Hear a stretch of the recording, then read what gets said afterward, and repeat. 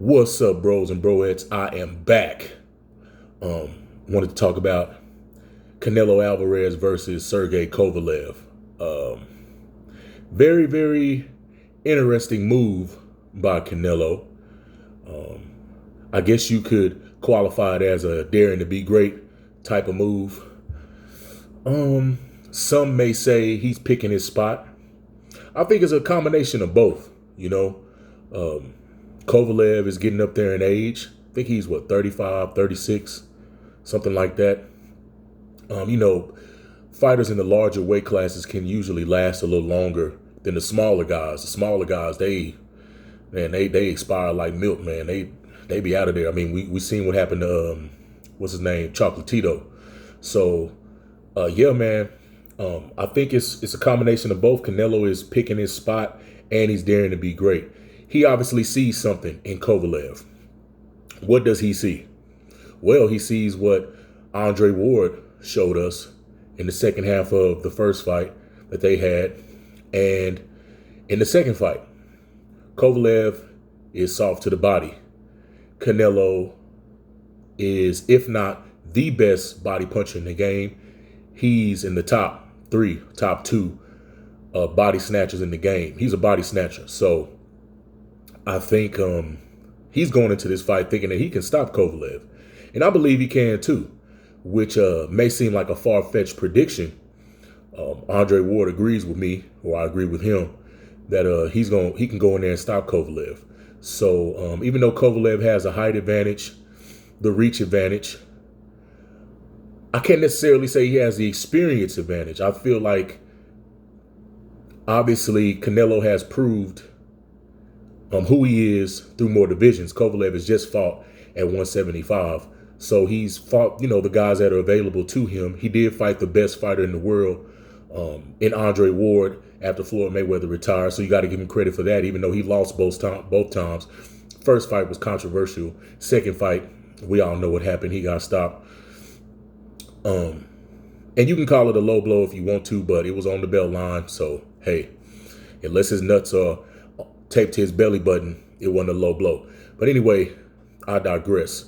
Canelo, he's definitely picking his spot. He knows what he's doing.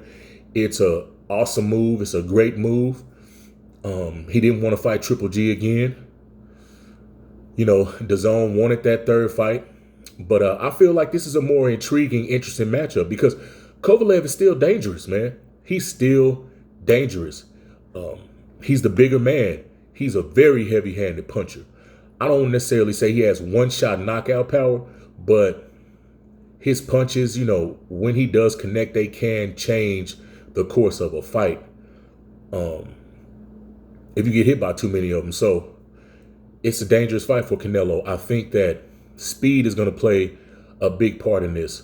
Canelo has deceptively fast hands, and people say he fights flat-footed, which he does. He has shown a little more movement here recently. Very defensively responsible. His upper body movement is amazing, incredible. His head movement is amazing. If you notice, he never really got hurt against Triple G, even when he got touched, because he knows how to roll with shots. Now, the punches that are going to be coming from Kovalev are going to be a little slower than I think the punches coming from Triple G, just because, fighters tend to get slower as they move up in weight, or the heavier a guy is. So I think speed is going to play a big part in this. Can Canelo work his way into the inside and get to Kovalev's body? That's probably what they're going to be working on in training camp. And I think he can do it. Kovalev does not have an inside game, guys. We know that. He doesn't have an inside game. He has to fight at range. He wants to keep you on the end of that jab, and he wants to pop you with that right hand. That European, Eastern European style of boxing, which is an awesome style because it's very effective, as you can see. You got a lot of champions from Eastern Europe. So we know what Kovalev wants to do, and that would be his most tactical. The best way for him to win would be to keep Canelo on the end of that jab and try to catch him with some of those rights, some of those shots. So it's very interesting. I love this matchup, man. Say what you want about Canelo, but he is his own boss. I really don't think Golden Boy wanted to make this fight. Just like they didn't want to make the fight with him and Lara, but Canelo wanted that fight. And, you know, a lot of these guys could take note from him. He's the boss. Oscar De La Hoya is not the boss. Canelo is the boss. He's shown that. And the promoter works for the fighter. It's not the other way around. At least it shouldn't be. So he's his own boss, just like Floyd Mayweather was. And I love it. You know, I love the fact that he's stepping up and he's trying to get another belt in the weight class. And he's taking on a tough guy, too. He's not taking on some slouch. He's going right up to 175, no catch weight. A lot of people were talking crap saying it's going to be a catch weight. Canelo didn't want to catch weight. So, man, it's going down. Early prediction, I got Canelo by stoppage. He's going to break Kovalev down to the body, and he's going to stop him late.